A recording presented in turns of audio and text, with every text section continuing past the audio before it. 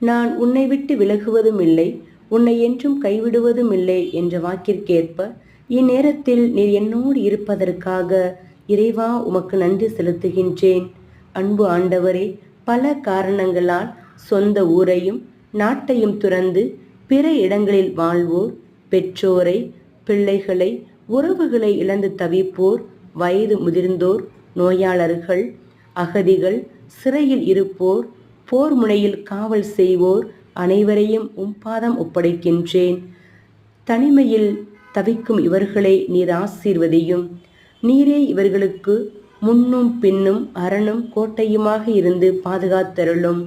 சாவின் இருள்சூழ் பள்ளத்தாக்கில் நடக்க நேர்ந்தாலும் நீர் என்னோடு இருப்பதால் எத்தீங்கிற்கும் அஞ்சிடேன் என்ற வாக்கினால் எங்களை நாளும் தேற்றுபவரே, தனிமையின் பிடியில் இருந்தும் வேதனையில் இருந்தும் கண்ணீரில் இருந்தும் கவலையில் இருந்தும் இவர்களை பாதுகாக்க வேண்டும். ஆமேன்.